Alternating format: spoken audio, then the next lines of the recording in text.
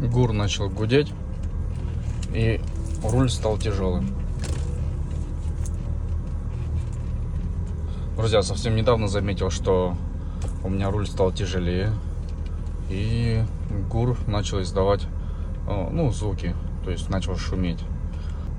По утрам, когда завожу машину, запускаю двигатель,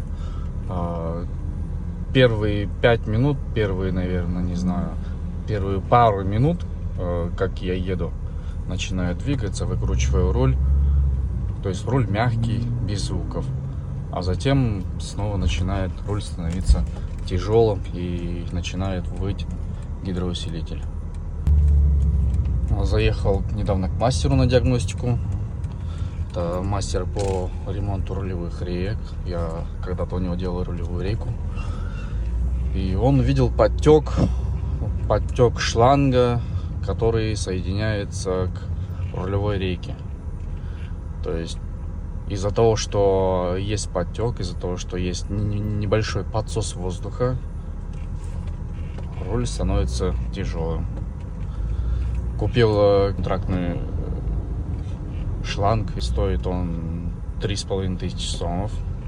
Купил привозную с Японии. А сейчас еду к мастеру, будем устанавливать, как говорится, будем посмотреть. Друзья, разговорился с мастером. Он говорит, что на 4.3 еще запчасть можно найти, то есть шланг сам можно найти. А на 3.2, у него самого 3.2 Мерс, но на 3.2 они стоят вообще космос, около 10-9 тысяч сомов. Так что имейте в виду, что если у вас 4.3, вам повезло, а если у вас 3.2, то придется выложить кругленькую сумму. Открутили рейку, вытекает масло. Старый шланг.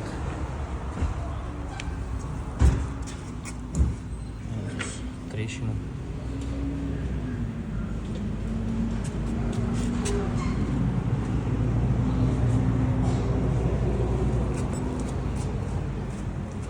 Так, по первому ощущению, гидроусилитель не визжит, лишних звуков не издает, руль стал мягче.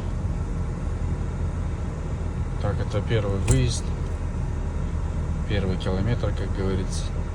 Дальше поедем, поездим, проверим и уже точно скажу, изменилась ли ситуация или нет. Кстати, масло было черное.